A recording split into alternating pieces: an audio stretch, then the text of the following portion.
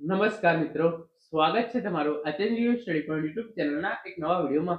Supreme કોર્ટના આદેશ અનુસાર ધોરણ 1 થી 8ના તમામ શિક્ષકો માટે જે છે એ ટેટ પરીક્ષા ફરજિયાત કરી દેવામાં આવી છે. ટેટ પરીક્ષા પાસ કરવામાંથી જે છે એ ગુજરાત સરકાર દ્વારા શું મુક્તિ આપવામાં આવી રહી છે એ અંગે ઓફિશિયલ અને અગત્યનો પરિપત્ર જે છે એ જાહેર કરવામાં આવેલો છે. તો આના વિશેની સંપૂર્ણ ચર્ચા આપણે આજના આ વિડીયોની અંદર કરવાના છીએ. તો તમે આ જોઈ શકો છો, શિક્ષકો માટે ટેટ પરીક્ષા જે છે એ ફરજિયાત છે. વર્ષ 2011 પછી જે પણ શિક્ષકો નિમણૂક પામેલા છે એમને જે છે એ માત્ર ટેટ પરીક્ષાના આધારે જે છે એ ભરતી કરવામાં આવે છે. પરંતુ જે શિક્ષકો 2011 પહેલા નિમણૂક પામેલા છે એમને પણ જે છે એ ફરજિયાત ટેટ પરીક્ષા પાસ કરવી પડશે એવો જે છે એ ચુકાદો સુપ્રીમ કોર્ટ દ્વારા જે છે એ જાહેર કરવામાં આવ્યો છે. ટેટ પરીક્ષા પાસ કરવામાંથી કયા કયા જે છે એ શિક્ષકો છે એમને મુક્તિ મળી શકે છે, આ અંગેનો જે અગત્યનો પરિપત્ર છે એ હવે આપણે જોઈએ. તો તમે જોઈ શકો છો, સૌપ્રથમ જે છે એ વિષય છે નિવૃત્તિના છેલ્લા 5 વર્ષમાં ફરજિયાત ટેટ પરીક્ષામાંથી મુક્તિ બાબત. એટલે કે જેવા જે શિક્ષકો એવા હોય કે જેને જે છે એ હવે નિવૃત્તિ માટે માત્ર 5 જ વર્ષ બાકી રહે છે, એમને જે છે એ બની શકે છે કે ટેટ પરીક્ષા પાસ કરવામાંથી મુક્તિ આપવામાં આવે. આ બાબતે ઓફિશિયલ ઇન્ફોર્મેશન જે છે તમે જોઈ શકો છો.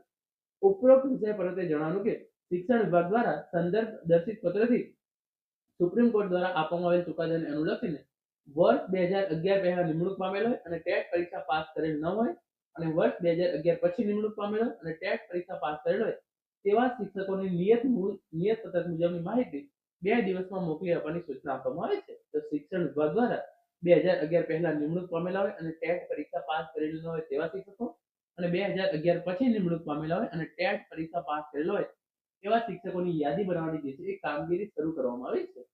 જે છે એ 20/1/2026 સુધી બપોરે 3 વાગ્યા સુધી જે છે એ આ ઇન્ફોર્મેશન જે છે એ શિક્ષણ વિભાગ સુધી મોકલી આપવાની રહેશે.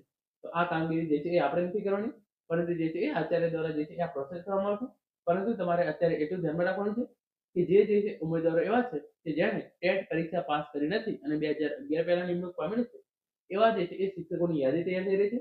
અને જેના જે છે એ માત્ર 5 વર્ષ બાકી છે કદાચ નિવૃત્તિના, એમને જે છે એ કદાચ ટેટ પરીક્ષા પાસ કરવા ફરજિયાત પાસ કરવામાંથી મુક્તિ મળશે.